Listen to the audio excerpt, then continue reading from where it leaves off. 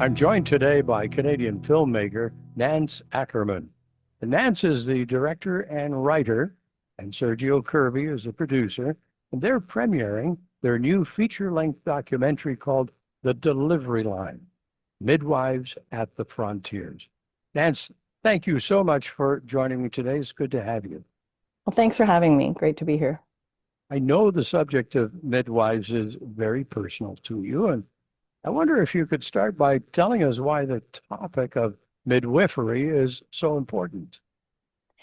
Well, I had both my babies at home with midwives, and one of them was a relatively high risk pregnancy. So, I mean, not high risk, but I had gone into premature labor, and midwives had helped me keep the baby, and everything was fine at the birth.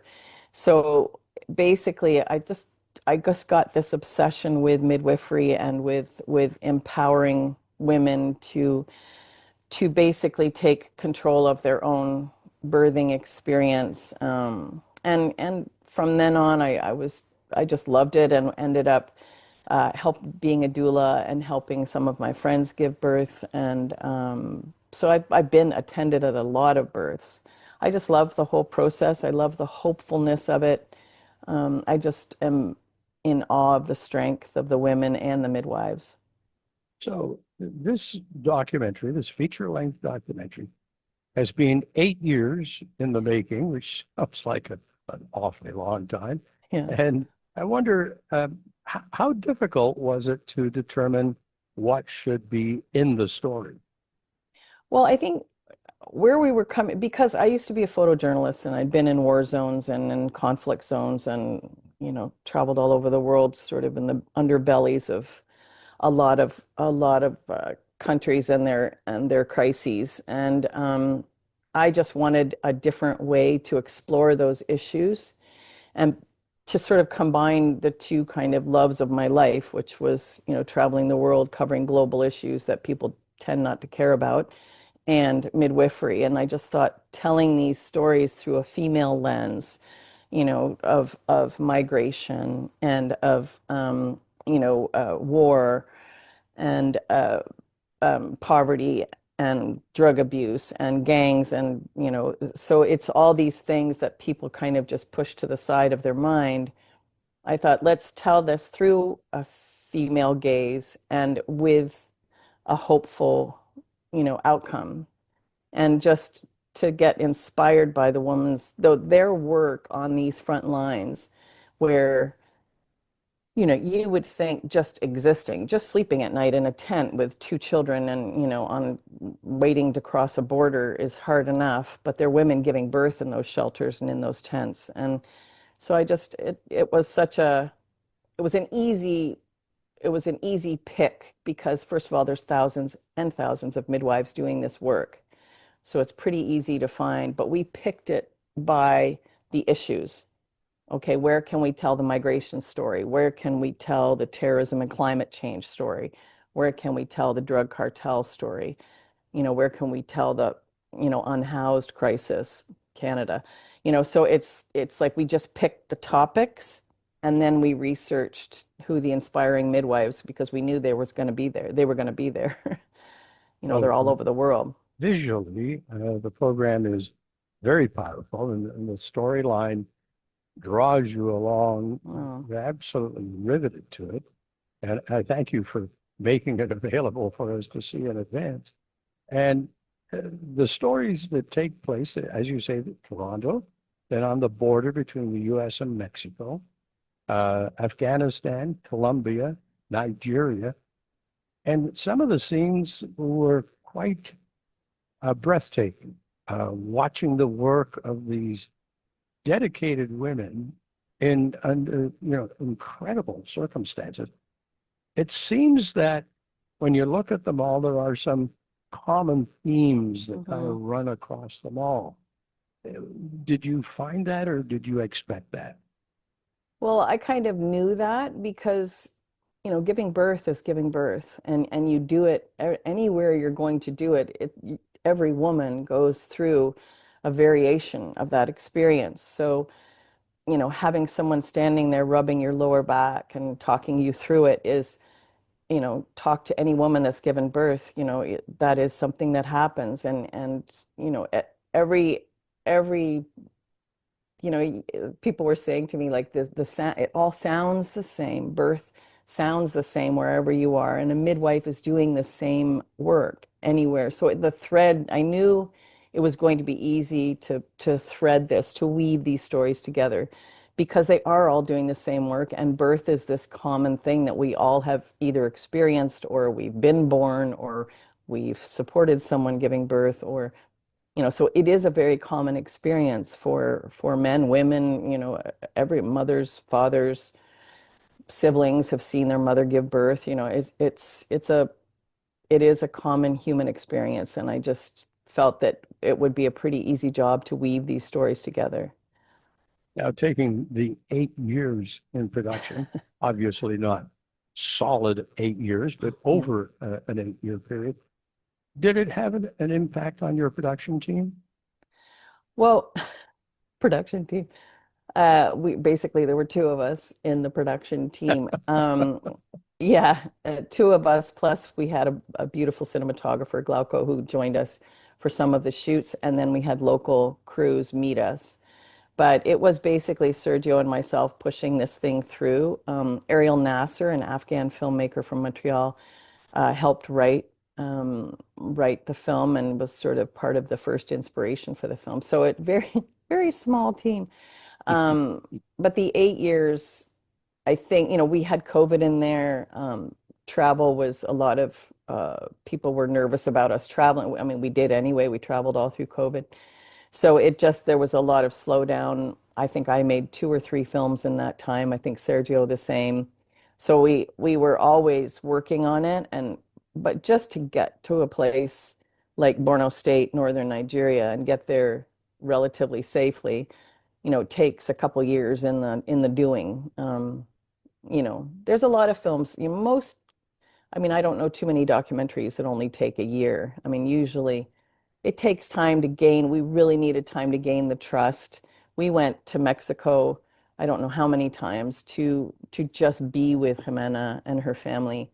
Um, so it takes a lot of time. We went to Colombia several times. Afghanistan, I went twice, but the third time we were not allowed in because the Taliban had taken over. So it just takes years to negotiate these difficult places and the support and the fixers, and to just get to know these women, to make Mhm. sure that they were our women. I mean, they certainly were. They were the best.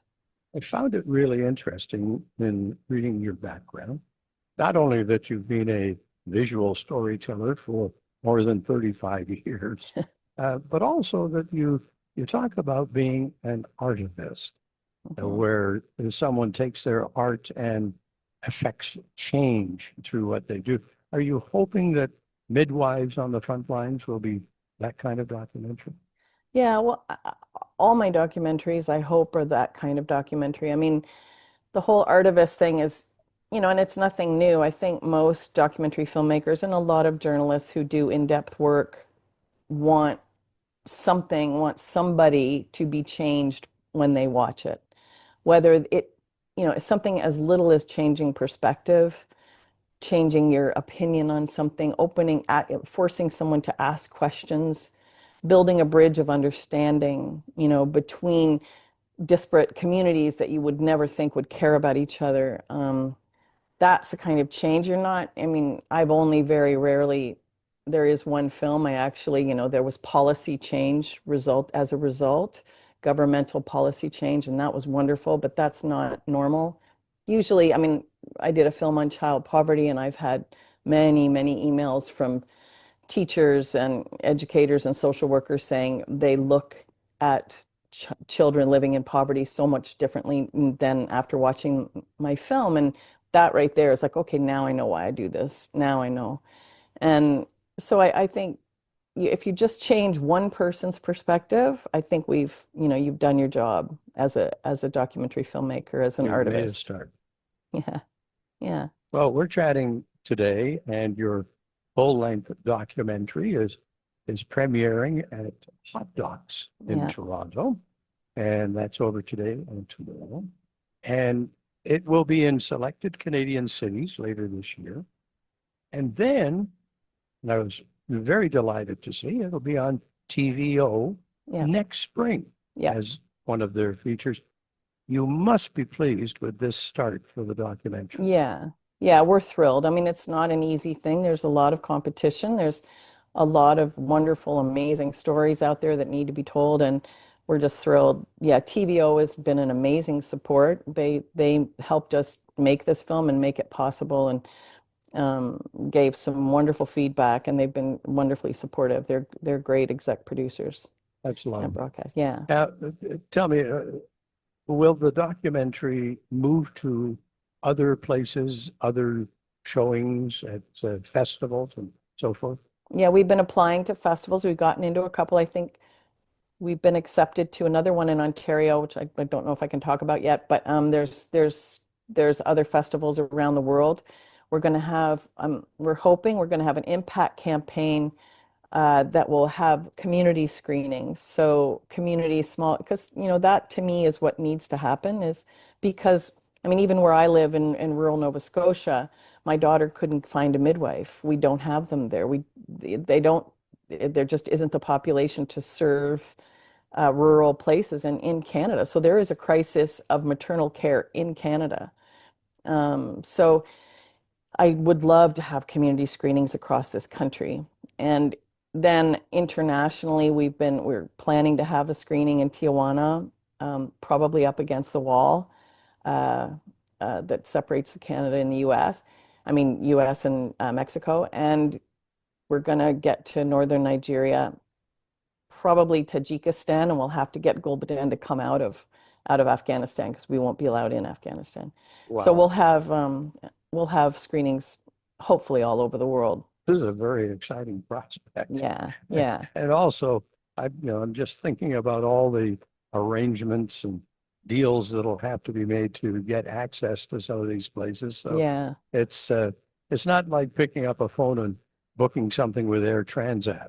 No, no, it takes quite a bit more than that. But you'd be surprised. We had so much support on the ground everywhere we went. We had wonderful fixers in Nigeria and wonderful fixers, amazing fixers in Colombia. We had flown a drone that had gone wiry and landed on the top of this huge building, and our fixer called the fire department, woo woo, and they come and rescued, climbed on this roof and with ladders and rescue, so we've got wonderful support. So I don't think it'll be that tough to get. It's more the cost of travel now and Yeah, how, you know, sort of unreliable travel is right now. But yeah, so hopefully we'll be able to. We have the deliveryline.com. We have an impact page, and so we're raising money on there. So excellent. So if people would like to learn more and be a part of the process, that's yeah, where they go, that would be wonderful. deliveryline.com. Yeah.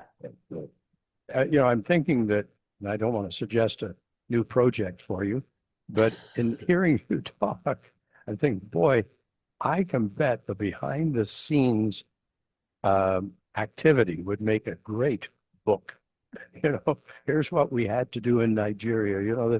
That as you point out, it's not a simple process, and I'm sure there were many interesting developments as you Yeah. went over those 8 years. Wow. Yeah, you do extremes when you travel to those, you experience extremes, Yes, extremely kind of ridiculous, funny, wacky things happen, and then extremely sad, poignant, heartbreaking, gut-wrenching things happen. So it is a very extreme experience. And yeah, it would make a great little behind the scenes featurette. it would. It would. The women that are featured in your production, um, and I'm sure there was a little bit of salesmanship at the start. Were they excited to be a part of this story? Well, yeah, I mean, I think there's funny things about midwives. They don't have big ego. So I think, they didn't want to be made out to be a hero.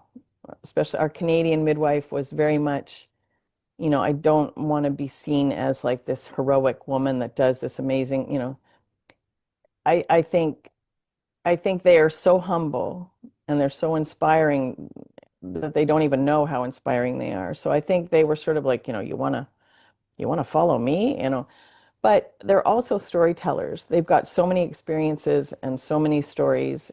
Jimena is in Mexico, is spreading her whole network across the country along the migrant trail, and I think she was very much like, yes, let's go, and excited about it.